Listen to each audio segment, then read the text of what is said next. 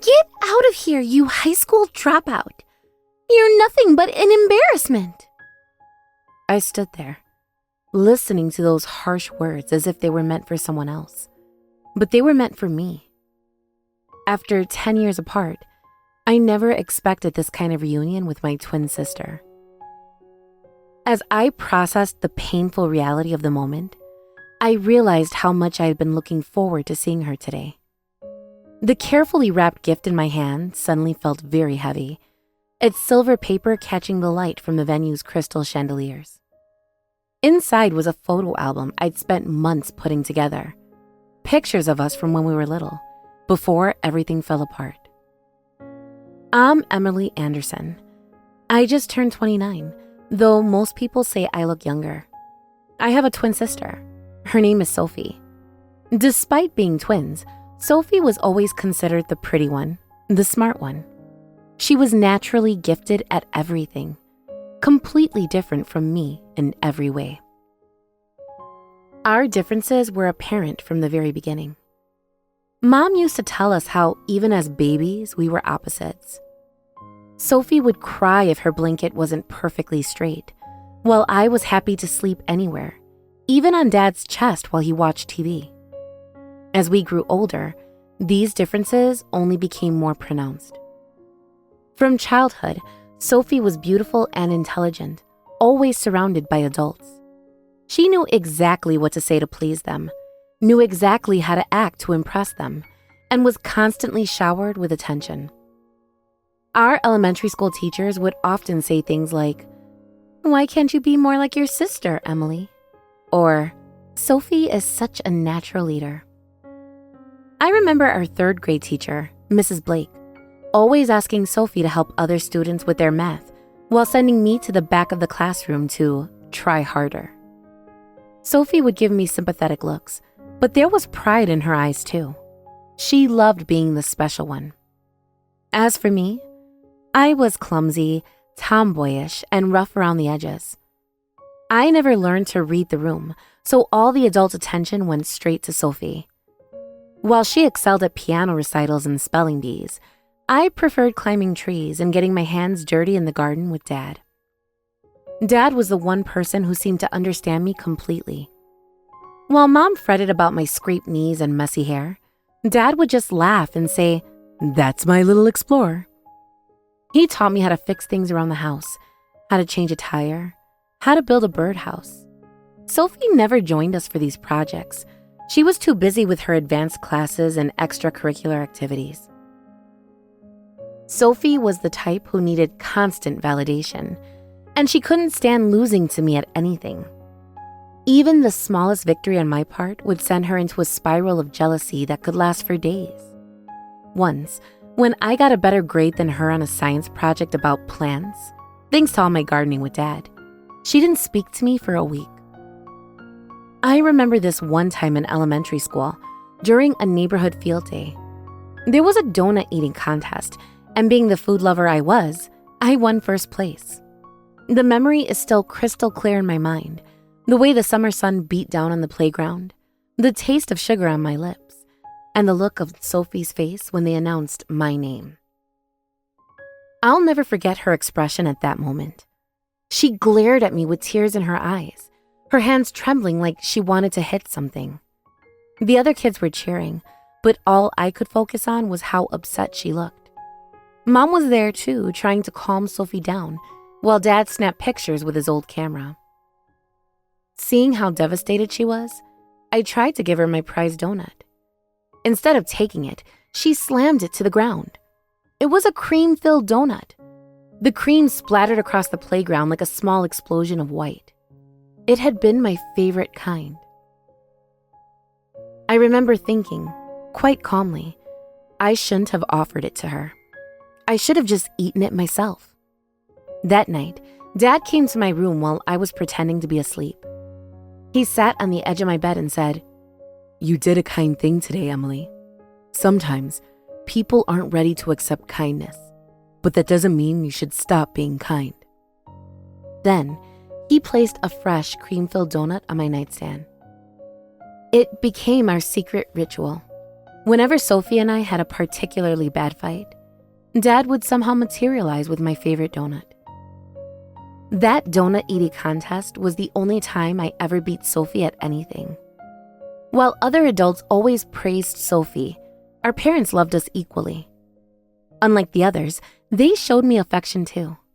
I loved our parents for that. Mom would always say, "Emily, your creativity is wonderful," when I'd show her my messy art projects. She'd hang them on the fridge right next to Sophie's perfect test scores. Sometimes, I'd catch Sophie taking down my drawings when she thought no one was looking, but Mom would always put them right back up. Dad had a special way of making us both feel important. With Sophie, he'd sit for hours listening to her practice piano, nodding along with genuine interest. With me, he'd spend weekends teaching me practical skills, like how to change a light bulb or fix a leaky faucet. "Everyone has their own kind of smart," he'd say. "Sophie's got book smarts, and you've got life smarts, Emily." I remember one particular evening when Dad caught me trying to fix my broken bicycle chain in the garage. Instead of taking over, he pulled up a stool and taught me how to do it properly. "See, Emily," he said, his hands guiding mine. "Sometimes the things that seem broken just need a little patience and understanding to work again." Looking back now, I wonder if he wasn't just talking about the bicycle. Thanks to Mom and Dad's love, I grew up confident and free-spirited. But 15 years ago, my happiness shattered in an instant. In middle school, I joined the track team, spending every day training hard. Running became my escape, the one thing I could do without being compared to Sophie. No matter how much I ran, it never felt enough. Wanting to get stronger, I'd keep running even after practice ended. The track became my sanctuary, the place where I felt most like myself. Coach Martinez would often say, "Anderson, you've got real potential. Keep this up, and you might get a sports scholarship." Those words gave me hope. Finally, I had found my own path, different from Sophie's academic achievements. That fateful day, I had just finished practice. My times were better than ever, and I wanted to share the news with Dad. He always celebrated my small victories as if they were Olympic medals. I decided to run to the train station to meet him after work. It was that tricky time between afternoon and evening when visibility isn't great. The streetlights were just starting to flicker on, casting long shadows across the pavement. The air was crisp with early autumn, and leaves crunched under my running shoes. I spotted Dad at the station and called out, "Dad!" while running toward him. He turned, his face lighting up with that special smile he reserved just for his daughters. As I crossed the crosswalk, a truck came barreling toward me. "I'm going to die!" That's what I thought as I closed my eyes. The next moment, I heard a loud screech of brakes and felt someone push me. Multiple voices shouted from somewhere nearby. The world became a chaos of sounds and sensations, screaming brakes, shock gasps, the rough pavement against my skin. "Are you okay? Someone call an ambulance. Is the girl all right? Oh God, the man! Someone check on the man!" Nothing made sense anymore. As my consciousness faded, I closed my eyes. When I opened them again, I was in a hospital bed. For a while, I couldn't tell how much time had passed or where I was. The hospital room was too bright, too white, too sterile. The beeping of machines created a rhythm that seemed to mock the beating of my heart. Looking around, I saw Mom sitting beside me, head bowed. Her usually neat hair was disheveled, and she looked like she hadn't slept in days. Her hands, usually so steady, trembled as they clutched her handkerchief. "Mom," I called out weakly. She looked up with an exhausted face and managed a weak smile. "Thank goodness, you're awake." The way she said it, like she was grateful but also carrying an unbearable weight, told me something was terribly wrong. I tried to sit up, but my body felt like it was made of lead. "Where's Dad?" I asked, though some part of me already knew the answer. The silence that followed was deafening. Upon waking, I learned the unbearable truth. Dad had tried to save me and was hit by the truck instead. The impact killed him instantly. I wanted to believe it wasn't true, but it was reality. The doctor's words still echo in my mind sometimes.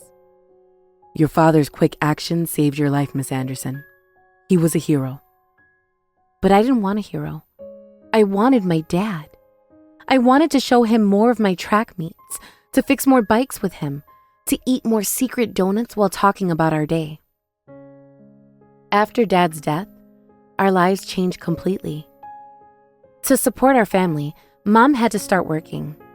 She took a job as a receptionist at a local dental office, even though she hadn't worked in over 20 years. As a single-parent household, our finances immediately became tight. Mom, who had been a housewife all her life, aged rapidly before my eyes. It hurt to see her face growing more tired each day. The first Christmas without Dad was the hardest. Mom tried to keep our traditions alive, but Sophie refused to help decorate the tree, saying it wasn't the same without Dad. I found Mom crying in the garage one night, holding Dad's old toolbox. That was when I truly understood. We were all broken in different ways. Dad's death was my fault. That thought haunted me constantly. Every night, I'd replay that moment in my head, thinking of all the ways it could have been different.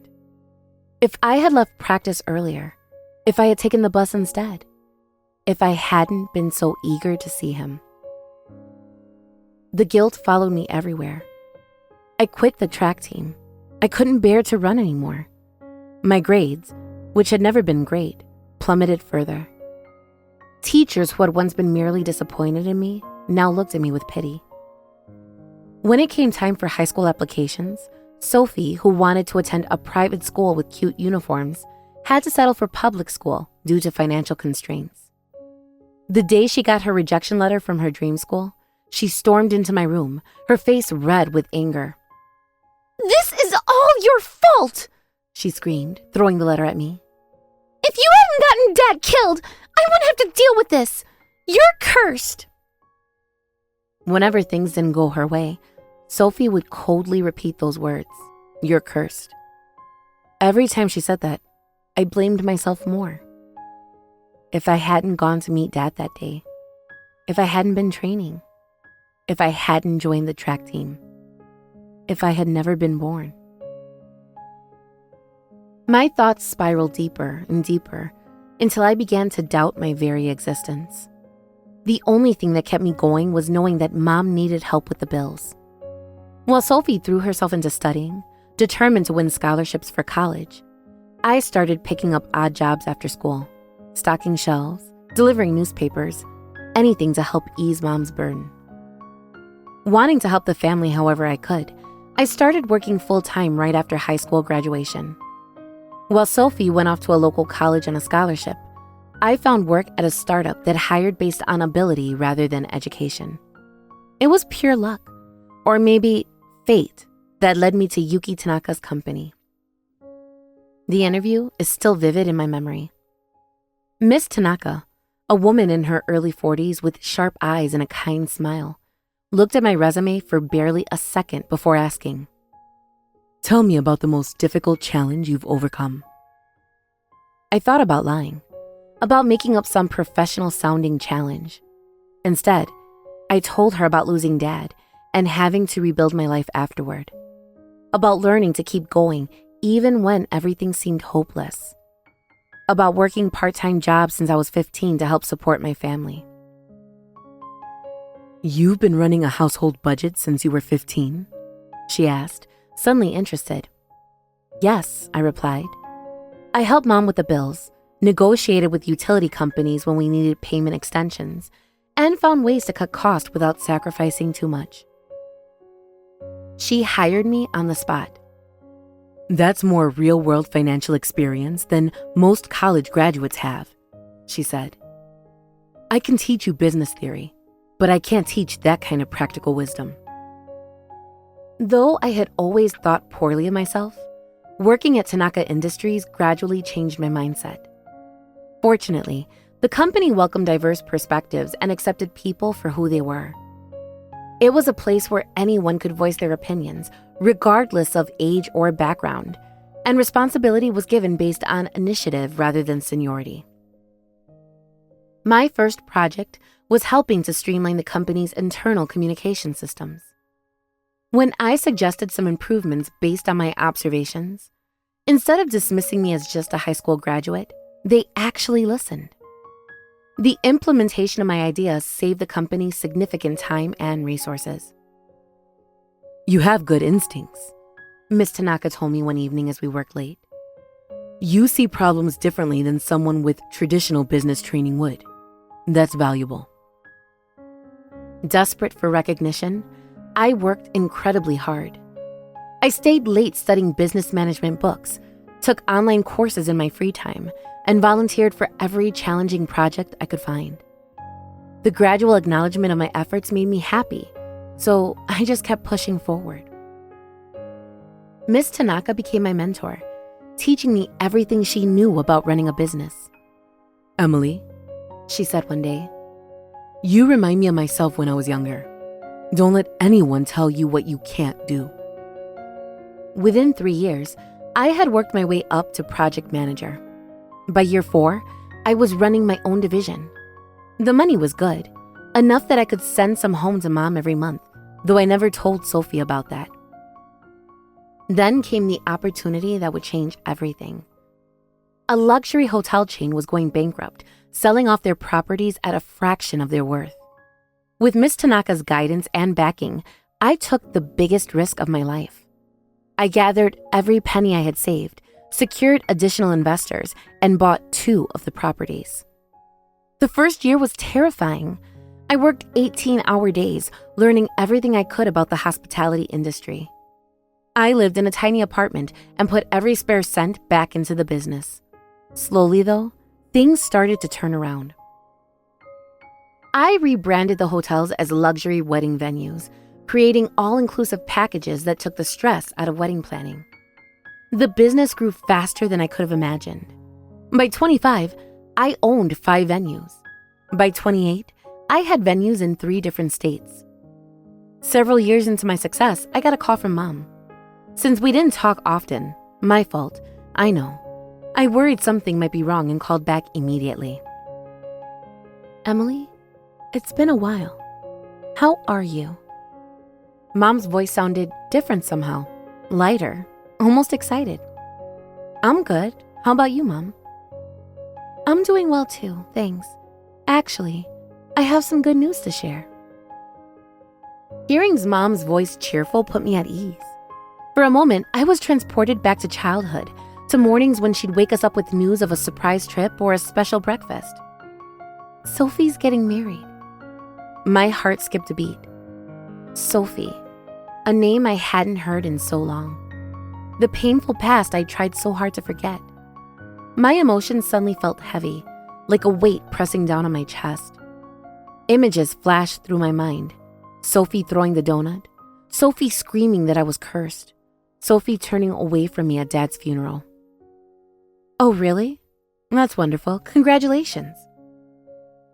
I forced a bright tone to hide my inner turmoil. After hanging up, I let out a deep sigh and looked around my office. The view of the city skyline from the 40th floor. The awards lining the walls. The family photo I kept face down on my desk. I picked up the photo, studying our younger faces. We were about 12, Sophie and I standing on either side of Dad at a school festival. We all looked so happy. Though Sophie probably still hated me, she was my only sister. I wanted to do whatever I could for her.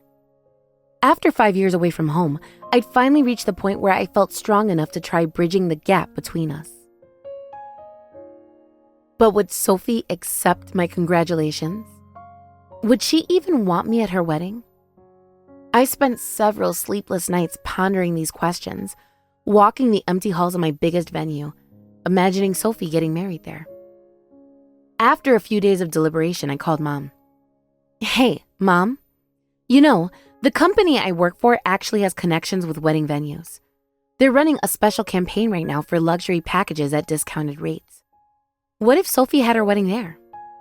It wasn't exactly a lie. My company did have connections with wedding venues, being one itself. I just didn't mention that I owned them. Mom was thrilled and said she'd ask Sophie. The next day, Mom called to say they'd take advantage of the campaign for the wedding. I was happy that Sophie had accepted my suggestion, even if she didn't know it came from me. What I didn't tell them was that I wasn't just connected to the venue, I owned it. After my success with the startup, I had branched out on my own, building a small empire of luxury event spaces and hotels. But I kept that information to myself, not wanting to complicate things further. I threw myself into the preparations, though always from behind the scenes. I personally selected the finest linens, the most beautiful flowers, the most skilled staff. Every detail had to be perfect, not because I wanted to show off, but because I wanted to give Sophie the dream wedding she deserved. 6 months later, on Sophie's wedding day, I headed to the venue. It would be my first time seeing Sophie in 10 years. We hadn't met once since I left home. I wonder if she'd grown even prettier. What would we talk about after so long? Would she notice how much I'd change? Lost in these thoughts, I entered the venue and saw a stunning woman in a pure white wedding dress. It was Sophie. Even after more than a decade apart, I recognized her instantly. I guess that's what being twins means, I thought to myself. She was standing in front of a full-length mirror, adjusting her veil. The sunlight streaming through the windows made her look almost ethereal. "Hey, Sophie. It's been a while. How are you?" I nervously called out to her. Sophie turned around slowly, her expression changing from confusion to recognition to something else entirely, something that made my stomach drop. The warmth drained from her face, replaced by a cold fury I remembered all too well from our childhood. "Huh? Emily? Is that really you?" she exclaimed, her voice rising with each word. I was confused by her reaction. Sophie was looking at me like I was an unwanted pest. But Mom had definitely told me to come here. Had Sophie not known I was invited?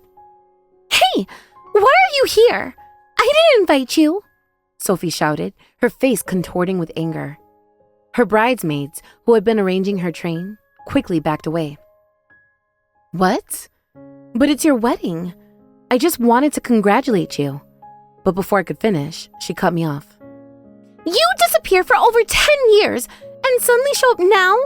How dare you?" Her voice echoed through the bridal suite. "Besides, I told Ken I'm an only child. I hate that you exist." Each word felt like a physical blow, but she wasn't done. "Unlike me, you're stupid and ugly. We might be twins, but we look nothing alike. You're worthless to me." "Wait, Sophie?"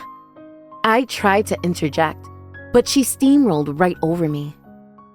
"Oh, I get it. You're here to find yourself a husband at my wedding. Well, that's not happening.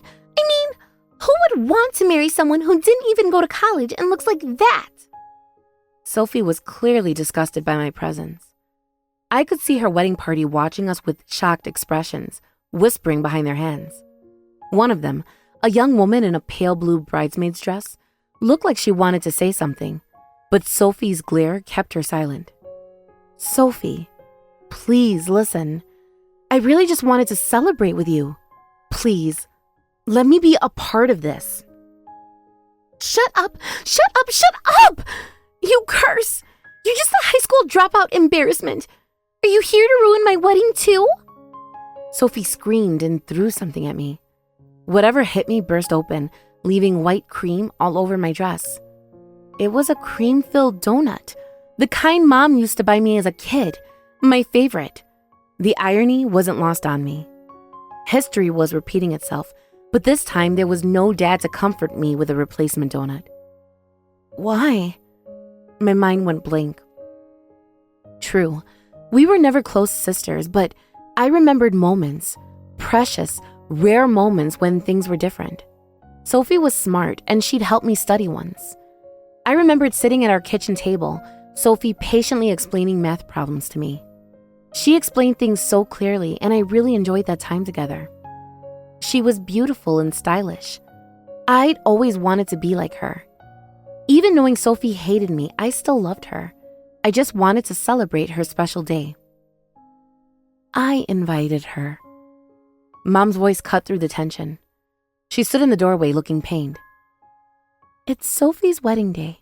Shouldn't the whole family celebrate together? Apparently, Mom had invited me without telling Sophie. In retrospect, maybe she had hoped that the joy of the wedding day would overcome years of bitterness.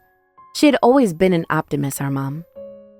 You want me to see the person I hate most in the world on what's supposed to be the happiest day of my life? This is the worst. I never wanted to see you. I never want to see you again. Just leave.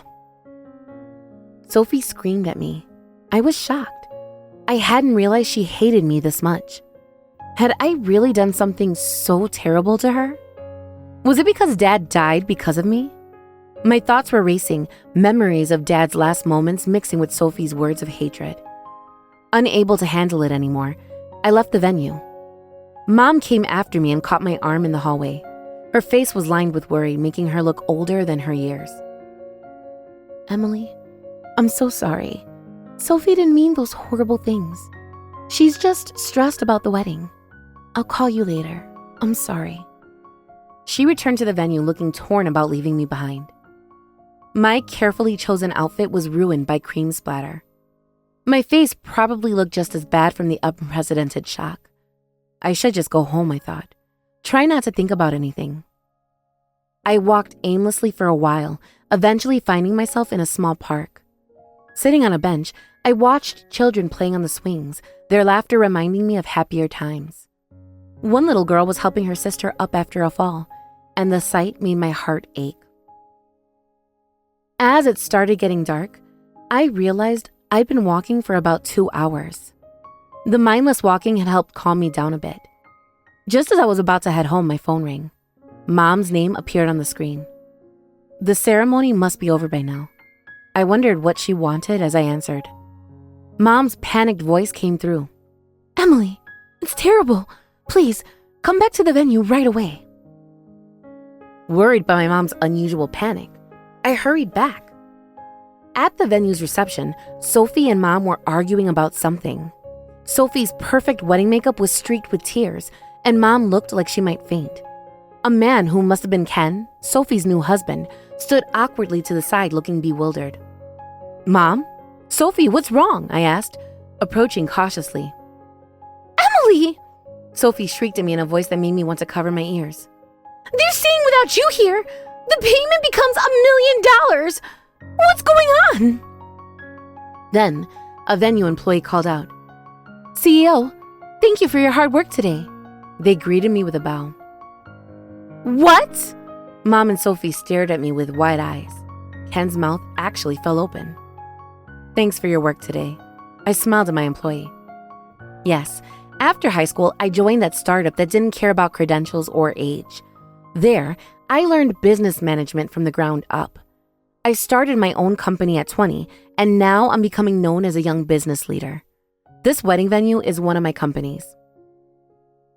There is no campaign offering $1 million weddings at discount rates. The CEO offered to cover the difference personally.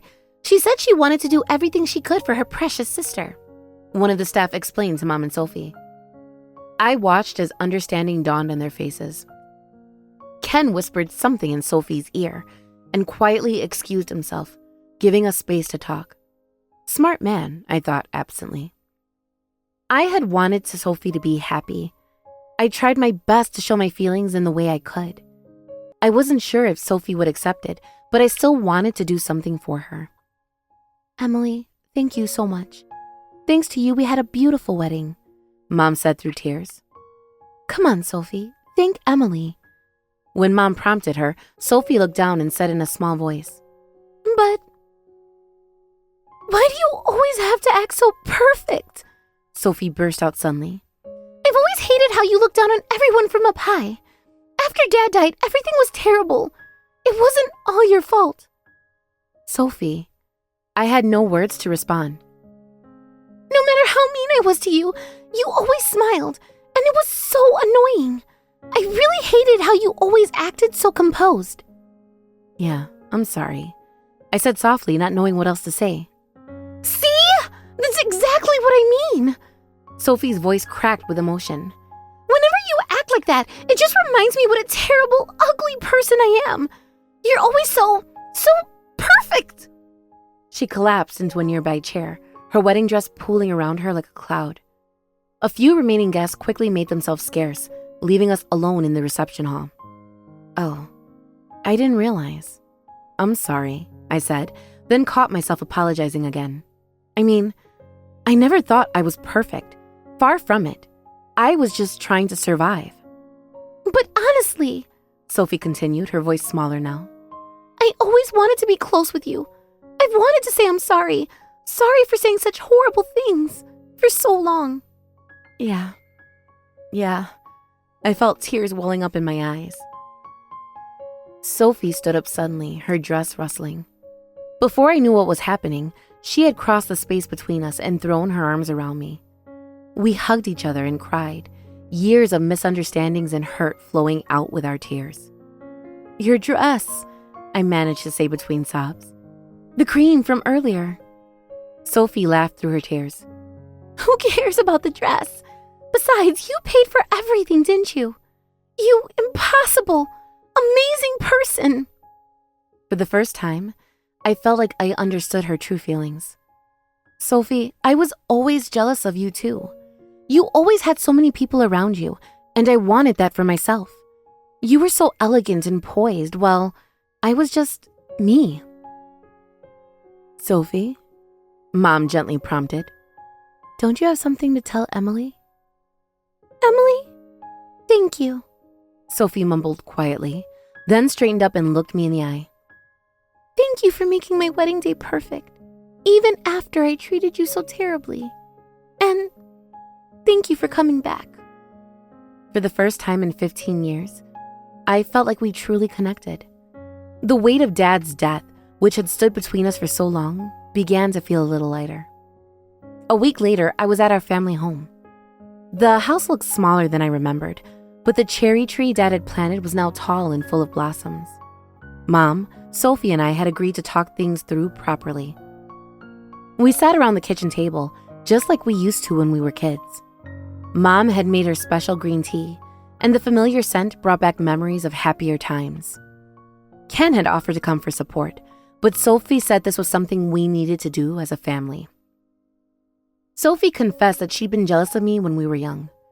I was always surrounded by friends and smiling, she said. In contrast, Sophie was mostly around adults, had few friends, and spent most of her time at home. "Remember Mrs. Henderson from next door?" Sophie asked during her tea. "She always used to say how lucky I was to be the smart twin, but all I wanted was to have friends like you did, to laugh freely like you could." Every time she was compared to her cheerful sister, it hurt her. The adults' constant praise had become a cage, setting expectations she felt she could never live up to. "I was jealous of you, sis," Sophie continued, her voice trembling. "That's why I tried to monopolize Mom and Dad's attention. That's why I was so cold to you. I'm really sorry." Sophie bowed her head to me, her hand shaking slightly around her teacup. "No matter how cold I was to you, you were always kind to me. Even after you left home, I knew you were always thinking of me and worried about my health. Mom would tell me when you called to check on me. I realized I could never beat you." Sophie said, then added happily, "I looked you up online. The articles called you a super promising young CEO. As expected of my big sister. You're the coolest person in the world." "Big sister? I'm only 3 minutes older," I laughed, feeling a warmth in my chest I hadn't experienced in years. "Those 3 minutes make all the difference," Sophie insisted, grinning. "Though I have to say, it was a shock seeing your name in Forbes. Emily Anderson, the wedding venue queen. My colleagues couldn't believe it when I told them you're my twin." How many years had it been since Sophie and I could talk like this? The weight that had been sitting in my chest for years seemed to melt away. Looking at Sophie's animated face as she talked about the articles she'd read about me, I could barely believe that this was the same person who had thrown a donut at me just a week ago. Watching us, Mom was crying quietly. Next to her was Dad's photos, his kind eyes seeming to twinkle in the afternoon light. "Dear, it finally happened," she said to the picture. "Our girls are together again." The next few months were a whirlwind of change. Sophie and I made up for lost time, meeting regularly for coffee, sharing stories about our lives, and slowly rebuilding our relationship. One evening over dinner, Sophie surprised me with an unexpected request. "I want to work with you," she said. "I've been thinking about it since the wedding. I want to learn the business from you." "Are you sure?" I asked. "What about your current job?" Sophie smiled. "I've already put in my notice. I want to start from the beginning, just like you did. Besides," she added with a wink, "someone needs to keep an eye on my big sister's empire." 6 months later, Sophie started working at my company. Despite her degree, she insisted on starting in an entry-level position. She wanted to understand every aspect of the business, she said, just like I had. "Sis, you're really amazing at work," Sophie exclaimed one evening as we were leaving the office together. "I can't let you beat me. I'm going to catch up to you someday." "What are you talking about? You're 100 years too early to catch up to me, but I accept your challenge. Bring it on if you can." We glared at each other for a moment, then burst out laughing. A few passing employees looked startled. They weren't used to seeing their usually composed CEO acting so playful. "Hey," Sophie said as we walked to the train station together. "Do you remember that donut eating contest in elementary school?" "How could I forget? You threw my prized donut on the ground." "Yeah, and then I threw another one at you at my wedding. I'm really sorry about that." Sophie looked genuinely remorseful. "But you know what? There's this amazing donut shop near my apartment. Want to grab some on my way home? My treat." I smiled, linking my arm through hers. Only if they have cream-filled ones. As we sat in the cozy donut shop, sharing our favorite treats just like Dad used to buy us, I realized something important. Life isn't about winning or losing, about being perfect or flawed. It's about the connections we make, the bridges we build, and sometimes the relationships we repair. I wish we could have been like this sooner, but it's not too late. Dad, please watch over us. Your daughters are finally walking the same path again. As we walked arm in arm under the cherry blossoms, I realized that sometimes the things that seem broken just need a little patience and understanding to work again. Dad had been right about that all along. These days, when I look at the family photo on my desk, I no longer keep it face down. Instead, I've added a new photo next to it. One of Sophie and me at her wedding reception, crying and laughing at the same time, cream-filled donut stains and all. It reminds me that sometimes the sweetest moments come after the bitterest ones, and that it's never too late for a new beginning. Our story isn't perfect, but it's ours. And maybe that's exactly what makes it beautiful.